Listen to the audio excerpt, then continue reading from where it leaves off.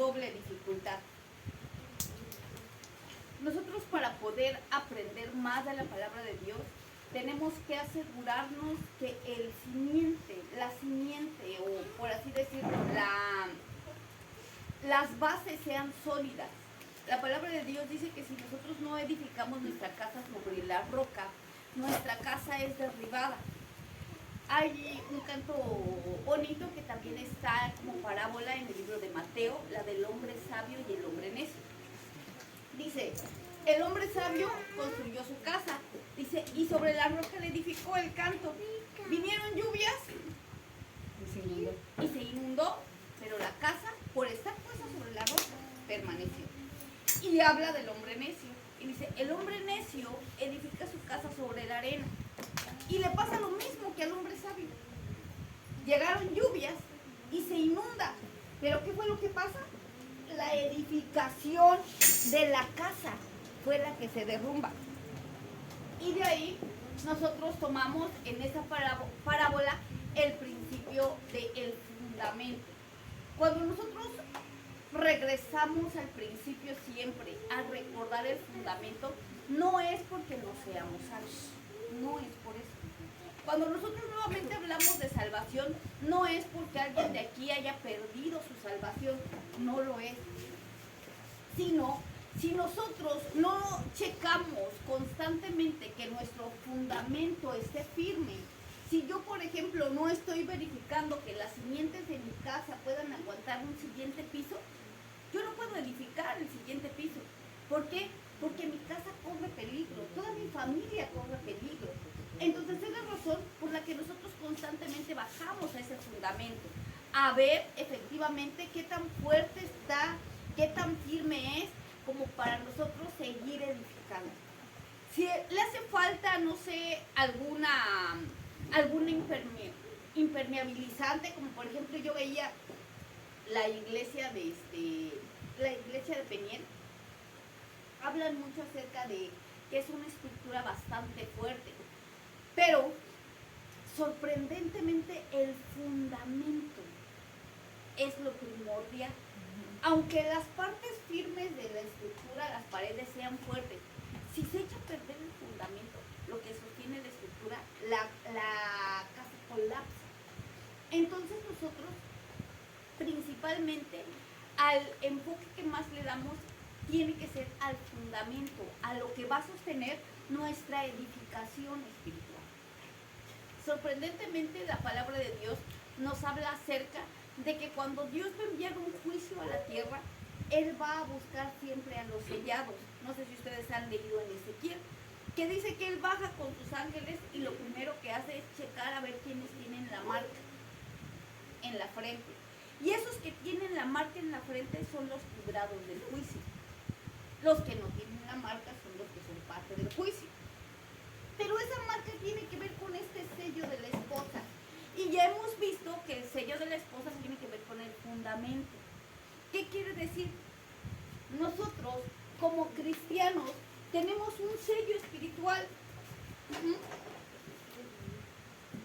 Y es esta sangre, este fuego y esta agua.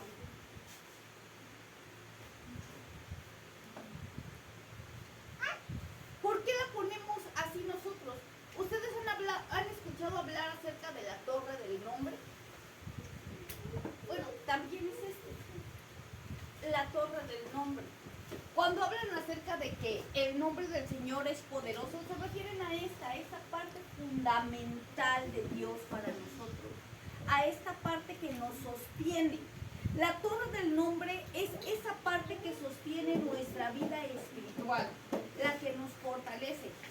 Regularmente la palabra de Dios marca en la escritura, torre fuerte es el nombre de Jehová.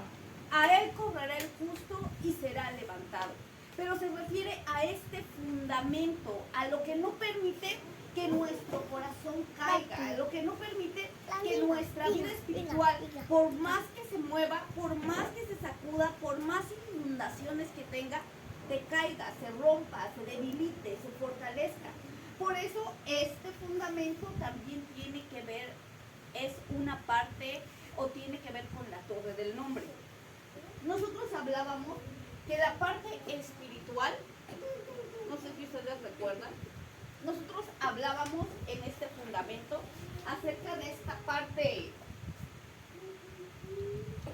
divina, ¿no? Esta parte divina.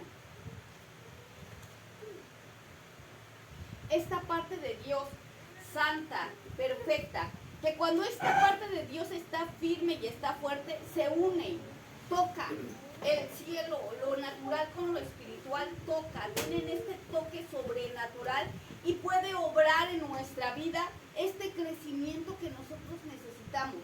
Se necesita tener fuerte este fundamento para que esta parte celestial esté firme, para que esta parte celestial pueda tocar nuestra vida. Cualquier persona que le diga, yo tengo una comunión con Dios, pero le hace falta algo de este fundamento, habría que ver a qué se refiere, porque la palabra de Dios no se equivoca. También la palabra de Dios menciona partes como diferentes grados de estatura. ¿A qué me refiero? Los que están desnudos pero tienen ropas y se les quiere que esperen un poco, los que tienen sus ropas sencillas, los que tienen sus ropas dobles y los que tienen sus ropas de lino fino que brillan. Cuando a alguna persona le hace falta este fundamento, una parte del fundamento no puede ser edificada espiritualmente. Tiene como ciertas restricciones espirituales, tiene como cierto nivel en el cual no puede avanzar, no puede crecer, no se puede, definitivamente.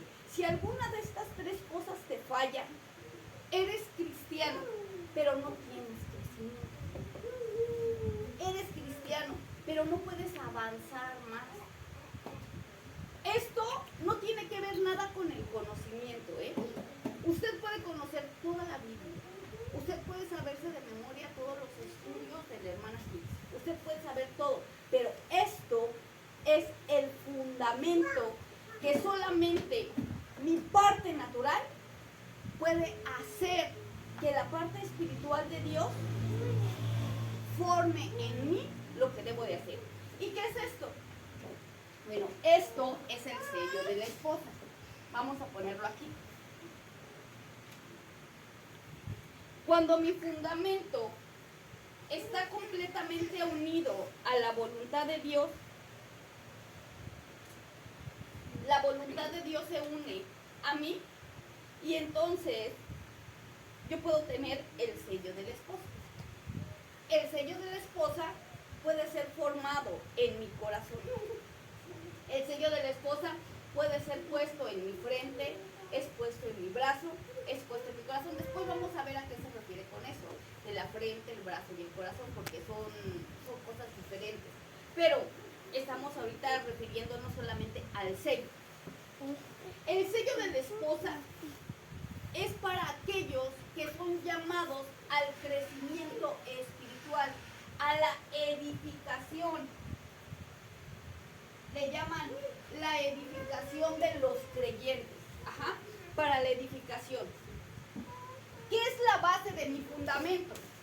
La base de mi fundamento, ya lo hemos visto, es sangre, agua y fuego. Fuego y agua. ¿Por qué sangre, fuego y agua? ¿Por qué sangre, fuego y agua? ¿Alguien me puede decir? Porque siempre es así. Si dicen que ¿cómo se llama? La diferencia de posición altera el producto. ¿Cómo dice eso? Ajá. ¿Por qué tiene que ser sangre? El orden de los factores no altera el producto. ¿Por qué tiene que ser sangre, fuego y agua?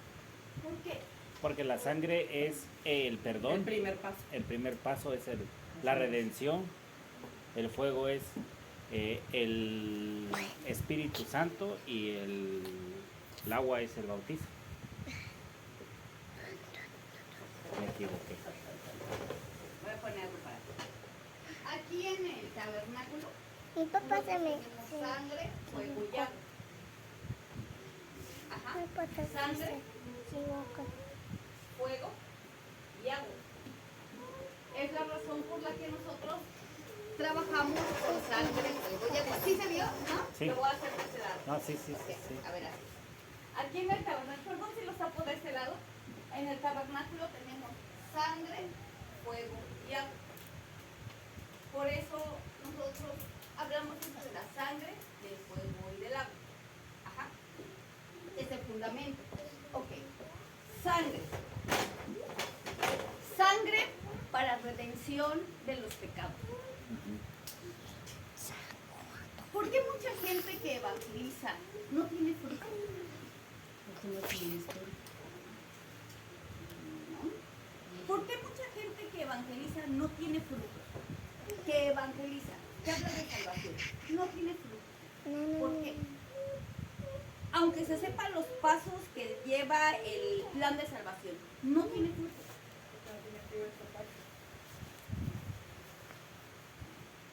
Nadie puede dar algo que no tiene. Yo no puedo dar algo que no tengo, que desconozco. Yo tengo que pasar por ese algo. Yo tengo que experimentarlo para poder darlo. Yo tengo que tenerlo vivo en mí para poder ofrecerlo. Es lo mismo. Alguien que no ha tenido una experiencia con la oración o con el fuego no puede enseñarle a otra persona a orar. No se puede. Le puede decir lo que dice la Biblia de la oración. Le puede decir lo que ella ha aprendido de la oración o él ha aprendido de la oración. Pero llevarlos a la experiencia de la oración no se puede. ¿Por qué? Porque necesita vivirlo. Necesita tenerlo activo en su vida para poder darlo. Alguien que no ha tenido la experiencia del agua, de la transformación, de esa muerte y resurrección, del poder de la muerte y del poder de la resurrección, no puede darlo. Puede enseñarlo. Sí puede saberlo. Pero una cosa es saberlo y otra cosa es el poder que se adquiere al obtener eso. Vamos a poner esto en claro. Por ejemplo, la salvación. Hay gente que piensa que no toda la gente puede ser salva. Como los testigos que dicen que nomás 144 y el resto se queda.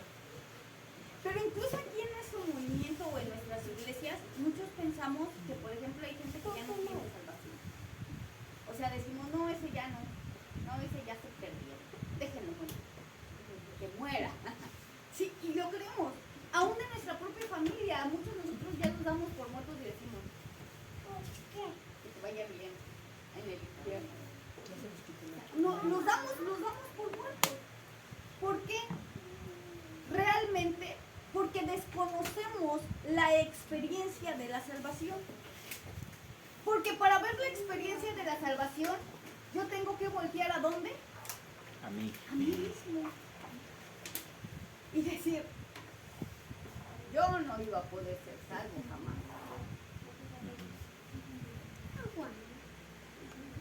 Y cuando yo veo mi corazón, entonces yo puedo ver el corazón de otros y decir, si Dios me transformó, por supuesto que lo puede transformar. Es como aquella gente que piensa que los adictos que están en la calle, los que están muriéndose, o los del famoso escuadrón de la muerte, le llaman a los más borrachitos de los que están ahí ya que no dan un peso por ellos, o sea, jamás van a poder ser salvos. Es como cuando los cristianos ven yo me acuerdo mucho, estábamos en Guerrero, y en Guerrero había unas hermanas que iban a la iglesia todos los domingos. Y llega una niñita y me dice, hermana, veníamos caminando a la iglesia, entonces sale un borrachito de la cantina, sale, y que nos pasamos del otro lado y corremos para la iglesia porque nos dio mucho miedo. ¿Y qué decíamos nosotros con eso? ¿Qué decíamos nosotros con eso? ¿Ustedes creen que nosotros, siendo la luz del mundo, a quien se nos ha dado, por así decir, la salvación, para que la demos, Y se nos ha dado toda la salvación para que nosotros la demos. Y digamos, ay no, este creo que no, ese no se la voy a dar. Mejor se la doy a este, mejor se la doy a... ¿Ustedes creen que así puede funcionar esto de la salvación? El Señor Jesús, una de las características de Él es que la palabra de Dios dice que vino a evangelizar, Él comía con prostitutas, republicanos, y también venía con, se me fue ahorita el nombre, dice que comía con prostitutas, con pecadores y con republicanos. Sorprendentemente, cuando nosotros vemos la historia de Mateo, nosotros nos damos cuenta que Mateo no solamente era un judío despreciado por cualquier cosa, por cualquier situación, sino Mateo era un republicano. Era aquel que cobraba los impuestos a su pueblo, pero no solamente cobraba los impuestos que el César pedía, sino que ellos tenían que, de los mismos impuestos, obtener una tajada o obtener su pago. Pero a causa de que ellos eran como gente del gobierno o gente del reino del César, ellos eran rechazados completamente, tanto por la gente como por la iglesia, porque los tenían como enemigos de la patria. Entonces, ellos, los republicanos, no podían entrar a la iglesia, no podían entrar al templo a pedir perdón por sus pecados, no podían hacer expiación por sus pecados. Los republicanos no podían arrepentirse, porque aún su misma familia los rechazaba, los hacía a un lado. Ni sus padres los reconocían como hijos, nadie los quería. Cuando el Señor Jesús viene como profeta y comienza a acercarse a esos republicanos, ellos comienzan a tener esta luz de esperanza. Ellos comienzan a tener esa esperanza de decir, ok, yo estaba perdido completamente. O sea, yo no tenía absolutamente nada, yo estaba perdido. ¿Y qué pasó? Dios me dio esta esperanza.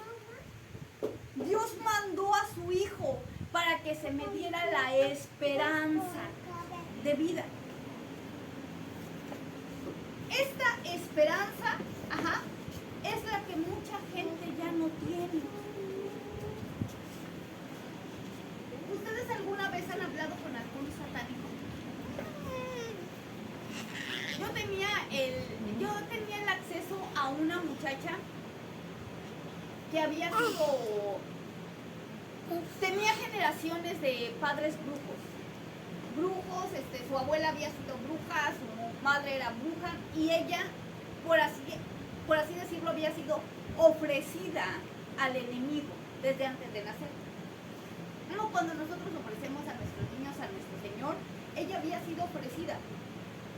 Y yo recuerdo mucho estar trabajando y estaba cantando esto de la de haz un ver en mí. Decía, crea en mí un corazón nuevo, renueva un espíritu recto dentro de mí, haz un nuevo ver en mí. Yo me acuerdo que estaba cantando esto y le estaba cantando y estaba trabajando. Y me acuerdo que ella llega y se sienta, era mi enemiga ahí en el trabajo, era la enemiga, se sienta y me dice, ¿qué se siente? ¿Qué se siente estar cerca de tu Dios? Dice, es que se siente muy bonito lo que tú estás diciendo, lo que tú estás cantando, se siente muy bonito. Ella sentía el Espíritu Santo y se me acerca y me dice, ¿qué se siente? Y yo me acuerdo que en ese momento yo pude sentir la sed que ella tenía por ser salva. Y déjenme decirles que en Guerrero la gente está muy marcada. O sea, la gente que está perdida y nadie se le acerca, ni buenos ni malos se les acerca. Y están muy marcados, su destino está muy marcado. Y yo me acuerdo mucho que comencé a hablarle de salvación. Y la muchacha tenía una santa muerte en el brazo, porque era el ángel, el ser a quien ella se comentaba. Tenía una santa muerte en el brazo. Y yo me acuerdo que comencé a hablarle de salvación y le comencé a hablar de nuestro Señor y del amor y la misericordia que Él tiene. No puedo olvidar cómo de sus ojos tenían esa hambre y esa sed por ser salva. Por ser salva. Esa necesidad de salvación. Me acuerdo mucho de Mateo, porque al final de cuentas, cuando Mateo sigue ciegamente a Jesús, lo sigue por esto, por el poder de este fundamento, por el poder de esta sangre, por ese poder real, ese poder que no es fingido, ese poder que llega más allá, más profundo que cualquier cosa. Ese poder que tiene la capacidad de mover hasta el corazón más pervertido, el corazón más duro, el corazón más corrompido. Nosotros podemos ver a la gente y de veras verla corrompida, verla muerta. Nosotros podemos decir, no, esta persona no vale ni un cheto. O sea, no vale nada porque es una persona de verdad malvada. Y déjenme decirles que hay personas malas a personas malvadas. O sea, literalmente malvadas. Que tú te les acercas y su sola presencia te hace retroceder. Porque son malas, son malas. Y déjenme decirles que hay personas que de verdad no tienen otro tipo de salvación, que de verdad su vida está destinada a la muerte, a la perdición, o sea, que no tienen otro destino.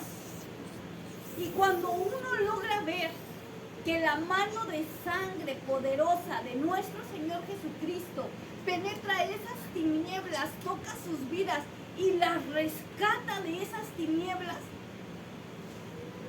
uno se da cuenta de cómo lo imposible se vuelve posible, de cómo este poder imposible, de cómo este poder inexistente, esta oportunidad que no se le puede dar a nadie, esta oportunidad que de veras alcanza lo perdido, a lo que es inalcanzable, a lo que ya no tiene solución, a lo que ya no tiene fuerza, a lo que de veras está perdido. Cómo este poder realmente existe y logra transformar esas vidas en unas nuevas personas. Y usted logra ver cómo se transforma no solamente su manera de pensar, sino su manera de ver, su manera de sentir, su manera emocional. Y uno se da cuenta que efectivamente lo que ningún poder humano puede hacer, la sangre del Señor Jesucristo lo logra. Lo logra. Lo logra. Y ese poder con la sangre, ese poder que renueva, que transforma, hermanos, porque el tocar la sangre del Señor Jesucristo es este renovar, es este corazón nuevo. Usted llega con toda su mugre, con toda su podredumbre, todo lo que somos. Uno llega con toda esta suciedad de mente, de corazón, de alma, a una hora. Llega con estas perturbaciones en la cabeza que nosotros ya no sabemos si es bueno o es malo, ya no sabemos si está bien, si está mal, ya no sabemos ni lo que sentimos, ya no sabemos si lo que pensamos es correcto. Llegamos con estas tinieblas, aún siendo cristianos, a la casa de Dios, a la presencia de Dios, y nos sumergimos a esta sangre, nos metemos a esta sangre, y esas tinieblas en automático comienzan a dispersarse de nosotros, comienzan a disminuir, comienzan a quitarse, y nuestras emociones comienzan a establecerse, nuestros pensamientos comienzan a encontrar sentido, nuestra visión comienza a aclarecer, nuestra vida comienza a ser renovada y comenzamos a tener nuevamente ese gozo, esa alegría, esa vida que nuestra alma necesita. Y nosotros nos damos cuenta que solamente es el poder sobrenatural de la sangre de nuestro Señor Jesucristo, de esa sangre resucitada que tiene el mismo poder de bajar a nuestros infiernos y rescatarnos como la primera vez que nos salvó. Y nosotros nos ser yo. Tiene que ser algo sobrenatural lo que actúa en mi vida para que yo pueda continuar siguiendo este camino de la cruz. Y nos damos cuenta que solamente esa esperanza es la única que nos hace esperar en aquellos que de veras necesitan la salvación de su alma. Esta sangre tiene que estar activa en nuestro corazón. Yo les voy a preguntar, ¿cómo se obtiene la primera vez? ¿Cómo se obtiene la primera vez la sangre? ¿Cómo nosotros logramos obteniéndola? ¿Cómo nosotros obtuvimos el perdón la primera vez? ¿Cuál era nuestra condición? Arrepentirnos y aceptar a Jesús en nuestro corazón. Nuestra condición era de completa dependencia. Ya no teníamos salida. O seguíamos por ese camino o nos perdíamos completamente. Habíamos tocado el fondo. Ya no había más para dónde pisar. O sea, lo necesitábamos. Teníamos una necesidad profunda de Él. Nuestra alma necesitaba su sangre, necesitaba su salvación. Mientras usted tenga fuerzas en su vida espiritualmente, mientras usted se sienta con poder espiritualmente, difícilmente va a poder bajar a la sangre. Difícilmente. Porque la sangre es para los necesitados, para los abatidos de corazón, para los pobres de espíritu. La sangre no está en gloria, la sangre es la gloria. La sangre está en medio de nuestra necesidad. Por eso dice la palabra de Dios, consciente de mi necesidad de ti. Yo tengo que estar consciente de esta necesidad, de que yo necesito tu sangre. Yo tengo que estar consciente de mi debilidad delante de ti. Porque si yo no la necesito, no la voy a buscar. Por eso mi condición tiene que ser como al principio. Es la razón por la que la palabra de Dios nos marca que el débil en su debilidad encuentra la fortaleza. Que el pobre en su pobreza encuentra la riqueza. Porque nuestra pobreza, lo único de valor es la sangre de nuestro Señor Jesucristo. En nuestra pobreza, lo único que nos renueva es la sangre del Señor Jesucristo. Y cada vez que nosotros estemos edificando en nuestro edificio espiritual, cuando viene la prueba, cuando viene el ataque del enemigo, cuando viene la espada del enemigo sobre nosotros y nos hiere, nos destruye, mientras tú sigas firme, vas a morir con tu herida.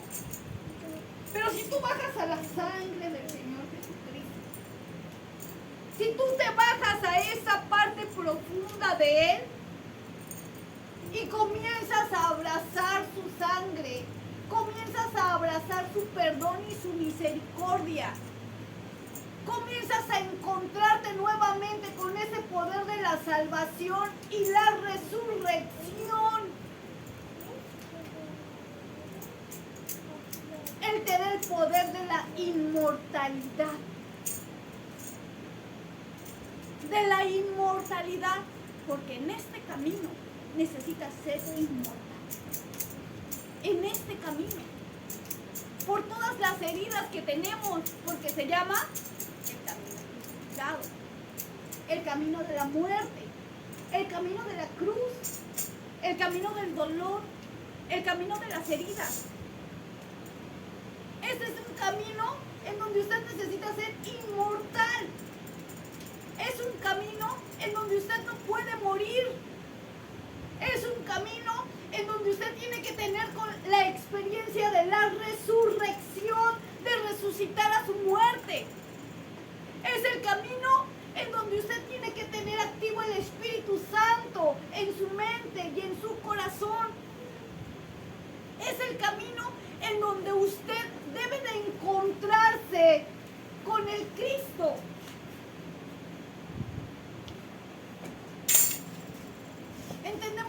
parte de la salvación? ¿Por qué es tan importante tenerla activa todo el tiempo? No es que nosotros ya la hayamos perdido, sino tenemos que reforzarla. Uno la tiene que reforzar constantemente.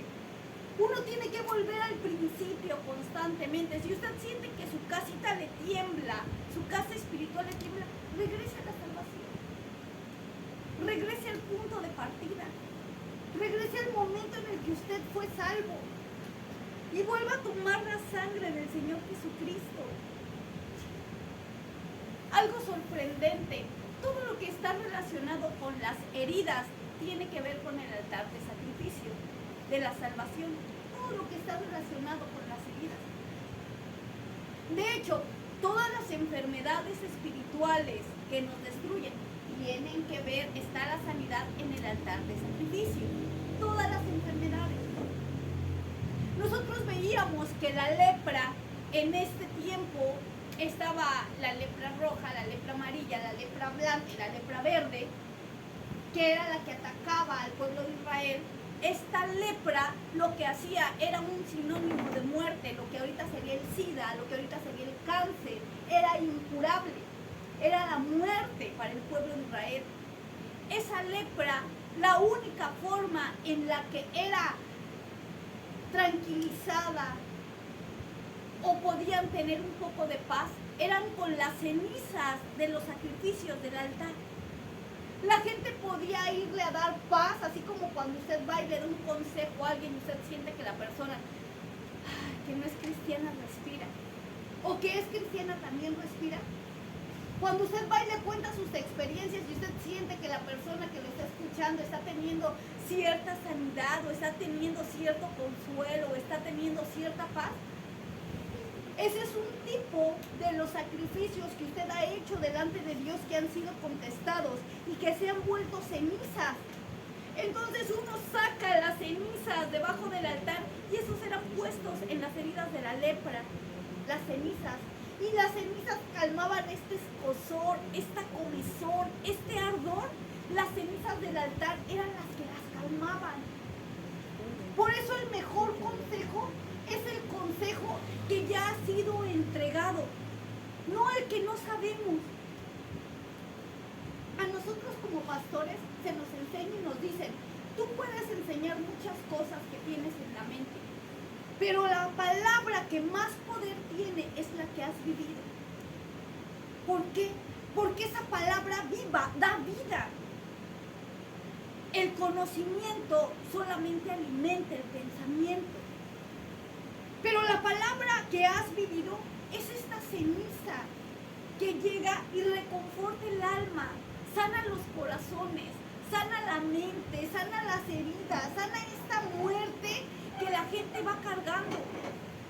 Por eso es tan importante que cuando usted quiera darle el consejo a alguien, cuando usted hable de salvación o le quiera dar un consejo a alguien, tiene que ser algo que usted ya haya vivido, ya haya entregado en el altar, ya haya sido muerto y usted esté seguro que ya está en las manos de Dios.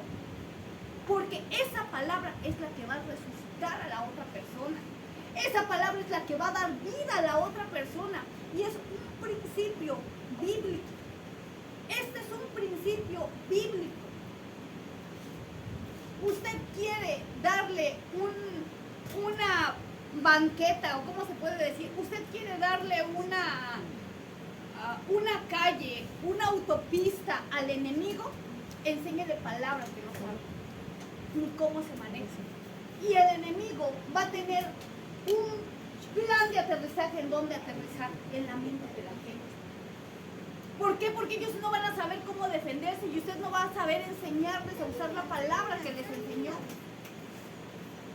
Pero si usted sabe, por ejemplo, que la oración se obtiene orando, usted va a poder decir, ¿sabes qué? La oración más efectiva es la de la mañana. No para esto, la de mediodía. No para eso, la de la noche. No, mira, a mí me ha funcionado la de las 3 de la mañana. No, a mí me ha funcionado este ayuno. ¿Por qué? Porque ya lo he experimentado, ya lo tiene marcado, ya las heridas están marcadas en el cuerpo, en la armadura espiritual. Usted ya sabe dónde se manejan, usted ya sabe en dónde, usted sabe que si se va para allá, pues allí son bien buenos con el arco, que si se va para allá, pues allí la espada está finísima. Si se va para allá, ya lo sabe porque ha estado en batalla. Pero si usted no lo sabe, va a mandar a otros a la muerte. Entonces es una buena carretera para que el enemigo pueda deslizarse a la vida de la gente. Por esa razón, nosotros hablábamos acerca del fuego. ¿Qué es el fuego? El fuego en nuestro fundamento es el Espíritu Santo. La oración. La oración no solamente es orar. ¿Qué es la oración, hermano? Hablar con Dios, tener una intimidad con Dios al momento de que nosotros tenemos una necesidad y un arrepentimiento sincero. Tiene que ser una conversación en donde abramos completamente nuestro corazón para poder hablar con Dios de una manera honesta y sincera. Algo que a mí me sorprende mucho es que uno no puede dar lo que no tiene. ¿A qué me refiero con eso? Cuando uno logra tener esa experiencia con Dios, no es una experiencia que le dé el humano. Aunque yo le hable de salvación a mucha gente, no es mi salvación, me doy a entender. No es mía, no me corresponde, yo no morí en la cruz del Calvario. Aunque yo enseñe la palabra, no es mi palabra. Yo no escribí la Biblia, no es mía. No es mía, esta le pertenece a Dios. La oración es indispensable encontrarla. Pero una oración en donde no sea usted un merolico. Y usted hable como esas personas que llegan y le abrazan a los árboles y le hablan al árbol y toman la energía del árbol, ¿no? Esa no es una oración, esa se conoce como meditación, meditan. Pero el árbol no tiene la capacidad de responder. La oración tiene que tener este poder de respuesta. La oración tiene que lograr que nuestros oídos puedan escuchar la voz de Dios. Sí, yo sé que mucha gente, muchos pastores dicen que no puede ser esto cierto, pero tiene que ser. Gálatas lo marca. Gálatas es clarísimo cuando marca y dice: ¿quién es aquel que sabe el plan del Padre sino su Santo Espíritu? Dice que el Espíritu de Dios es el único que conoce el plan del Padre. Dice que el Espíritu de Dios es el único que conoce lo que el Padre piensa. Y dice que nosotros somos guiados por su Santo Espíritu. Entonces, para yo ser guiado por el Santo Espíritu, no dice, tienes que ir y preguntarle al pastor qué es lo que dice el Espíritu Santo. No dice eso. Dice que yo, como cristiano, tengo que ser guiado por el Santo Espíritu. Que yo tengo que tener esa comunión. Entonces quiere decir que mi oración tiene que tener esa recepción. Que mi oración no solamente tiene que ser yo hablo, sino yo hablo y escucho. Yo hablo y me comunico. Yo hablo y aprendo. Yo hablo y sé lo que Él quiere de mí. Yo hablo y entiendo. Yo hablo y tengo esta comunión con Dios. Casi siempre uno se da cuenta que nuestra oración es efectiva cuando Dios te pide cosas que tú no quieres dar. Entonces, ay, no, eso no, por favor, te lo ruego, no me toques esa parte de mi corazón. Uno se da cuenta porque va en contra de nuestra voluntad. La oración. La oración tiene que ser tan eficaz que tiene que llegar y quemar, consumir nuestra naturaleza. La oración eficaz llega y consume mis pensamientos, mis emociones, mis pecados, todo lo que está en mí, toda mi esencia, para transformarla a la esencia del Espíritu Santo. Estamos hablando de una profundidad de oración completamente diferente, que no nada más era, cerraba mis ojos y hablaba, no. Literalmente tienes que seguir la esencia. Yo regularmente lo siento como esta parte del neuma, esta parte espiritual del Señor. El Señor se siente, se sigue, se huele. Uno sabe cuando está y uno sabe cuando no está. Uno sabe cuando el Señor toca y uno sabe cuando el Señor no te toca. Lo sabemos. Uno sabe cuando hace una oración real y sabe cuando no estás orando. Lo sabemos. En nosotros mismos lo sabemos. Porque eso se huele, eso se siente, eso se vive, eso se penetra. Eso es esencia viva. Nosotros tenemos que tener esa capacidad de decir, esto no está bien, esto sí está bien, esto tengo que detenerme, esto no, esto sí. Nosotros tenemos que tener esa capacidad y ese carácter de decir, no, hasta aquí. Y de decir, sí, continúo. Y de decir, espera. Tenemos que tener esa capacidad espiritual y esa oración tan ejercitada de saber cuándo es Dios y cuándo no es Dios. El enemigo no puede camuflajearse mucho.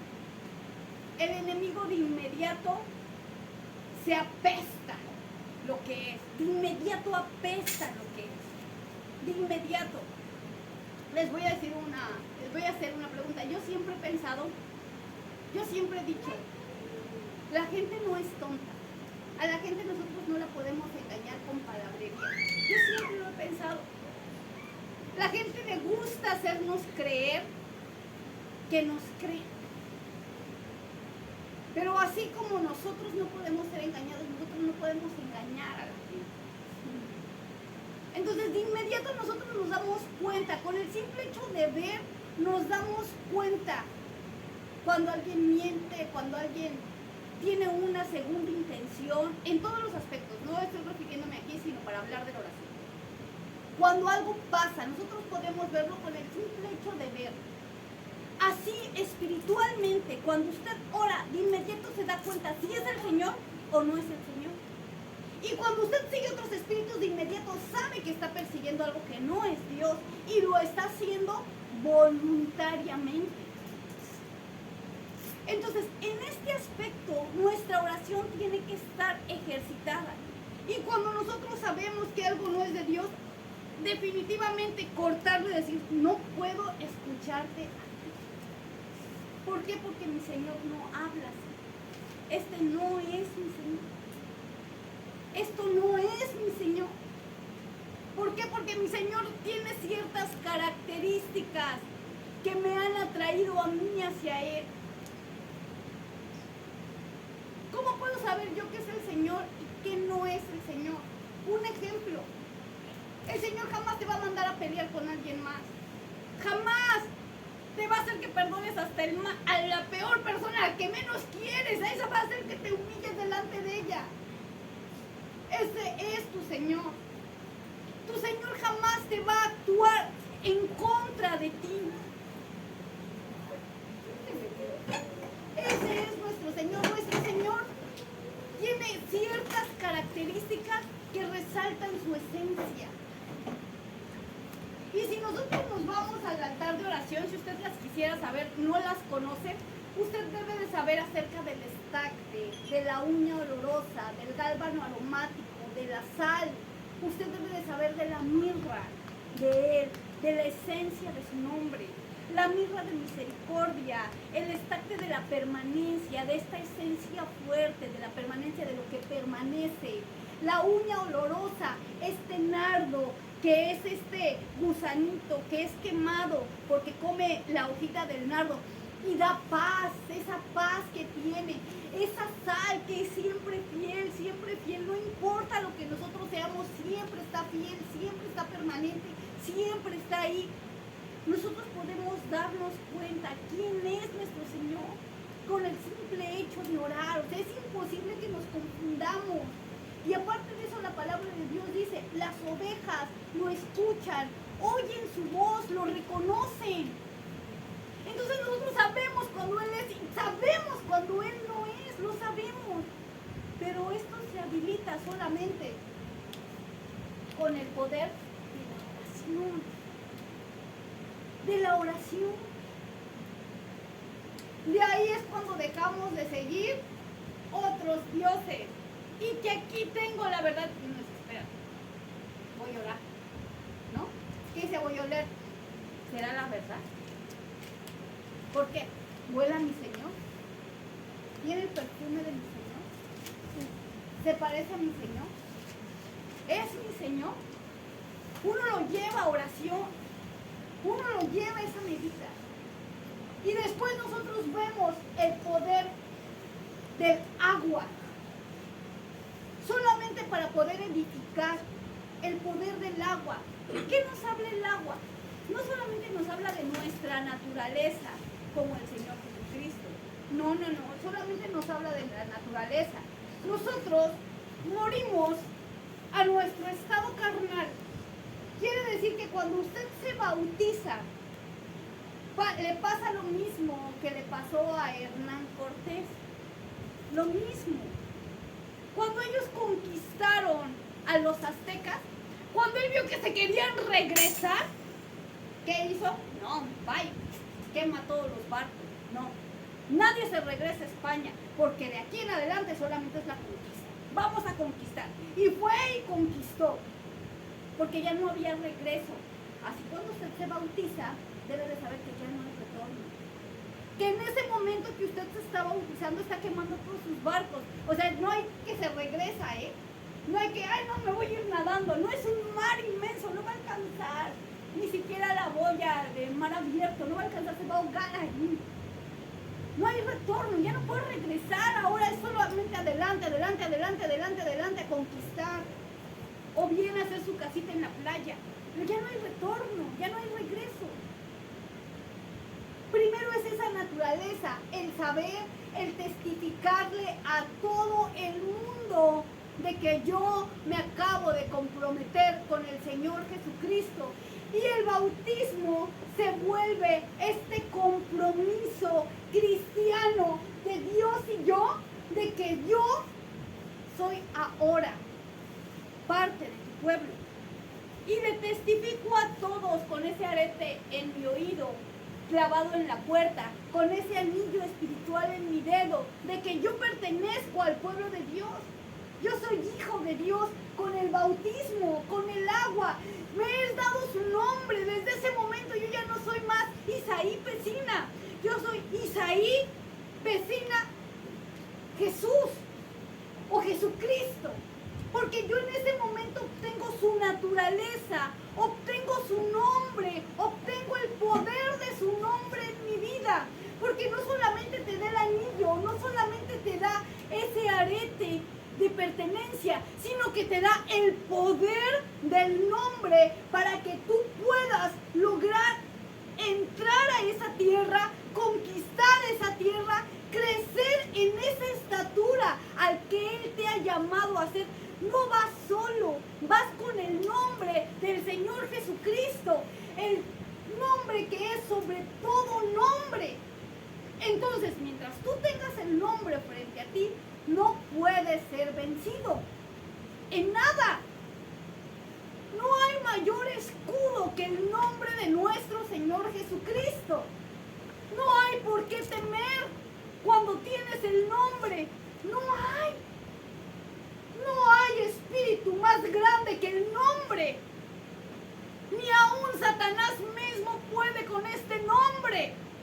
Es tan poderoso el nombre que cuando el enemigo quiere atacarnos y nosotros tenemos el nombre, tiene que subir al Padre y decirle, ¿me das permiso de tocarlo?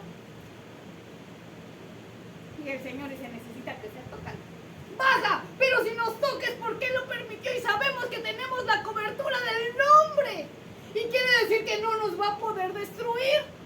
¿Por qué? Porque tenemos ese nombre. Porque somos hijos. Ya no somos invitados. Porque ahora nosotros nos volvemos diferente al esclavo. Porque el esclavo trabaja por una paga, pero el hijo trabaja por la herencia. Porque cuando el padre muera, él lo va a heredar todo. Dice la palabra de Dios. Nosotros nos volvemos coherederos de la tierra. Nosotros nos volvemos herederos.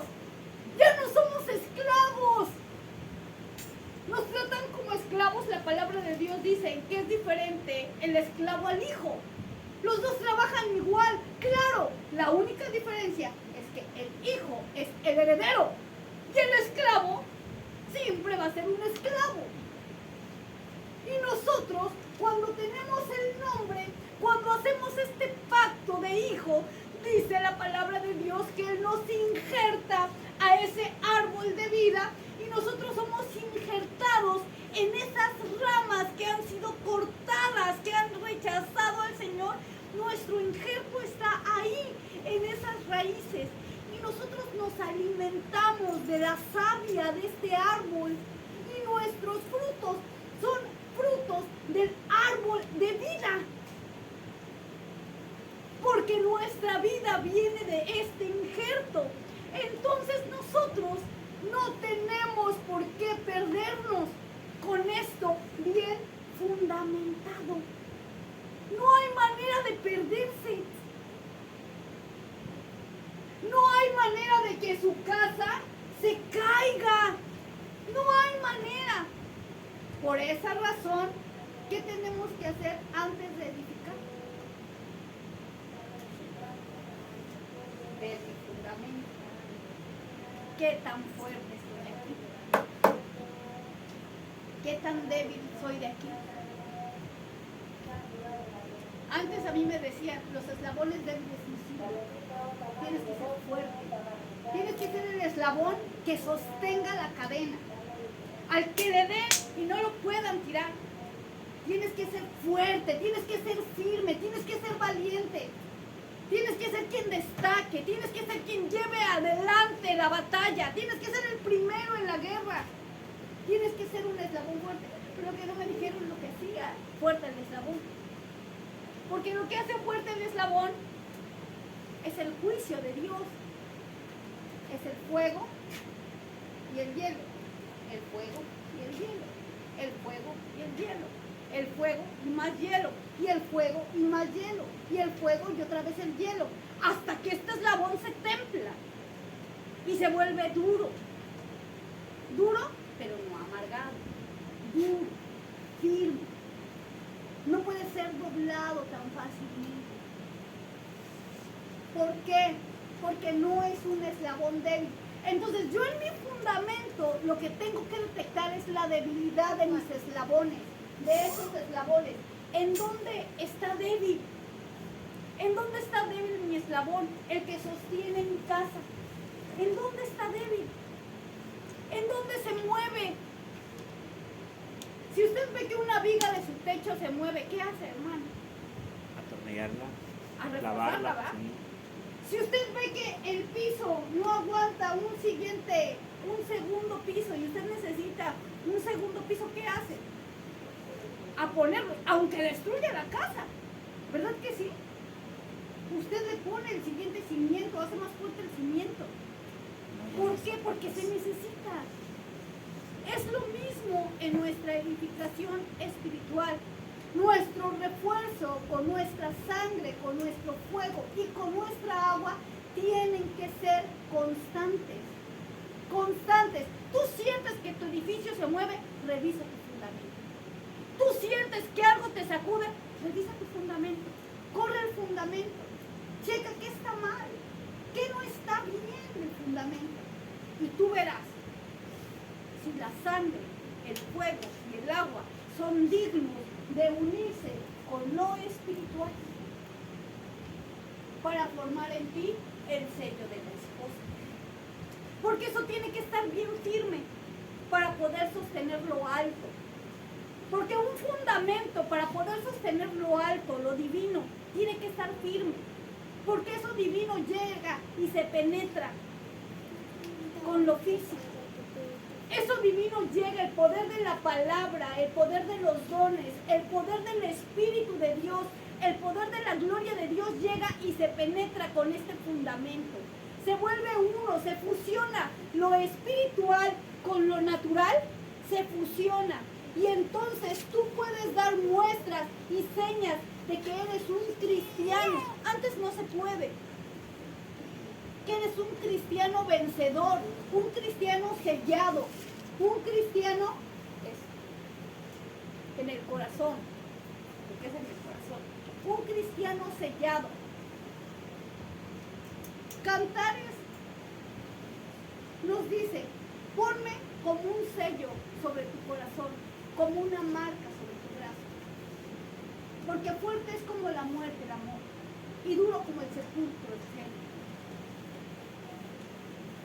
Vamos al libro de Cantares.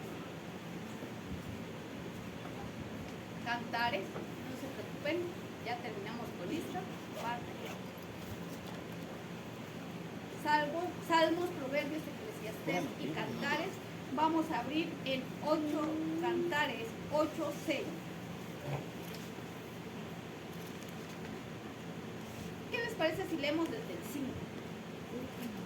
Cantares 8:5 al 9, al 7. Cantares, ¿qué dijo? Del 5 al 7.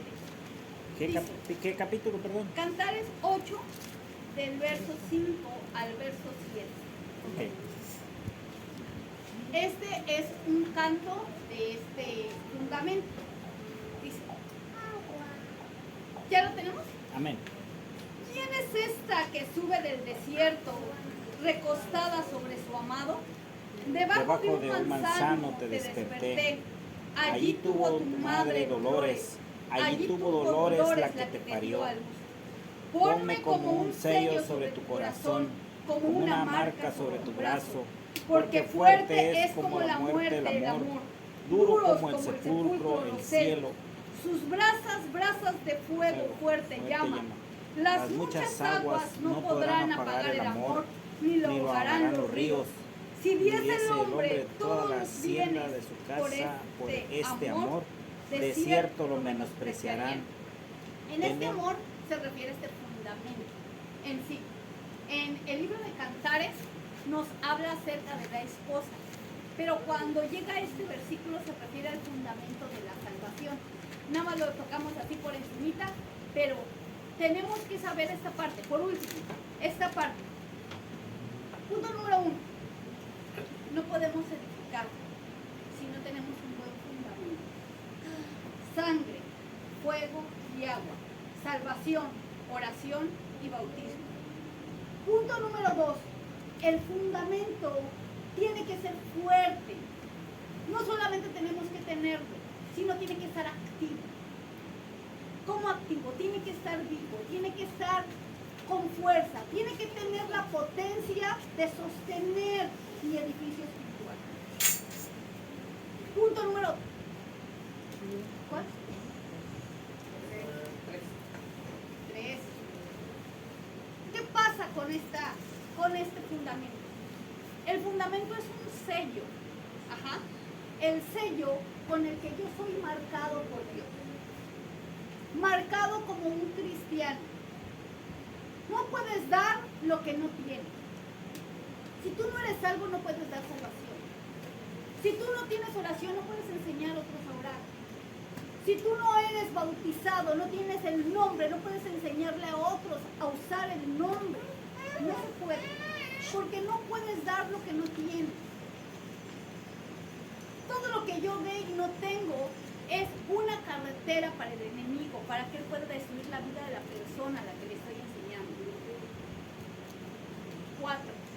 Siempre tengo que revisar mi fundamento. Siempre, siempre, siempre. Es básico. Cada vez que yo sienta que mi edificio se sacude por cualquier cosa, lo que sea, revisa qué parte de mi fundamento está débil. ¿Cuál es el eslabón débil? ¿Qué es lo que no sirve de mi fundamento?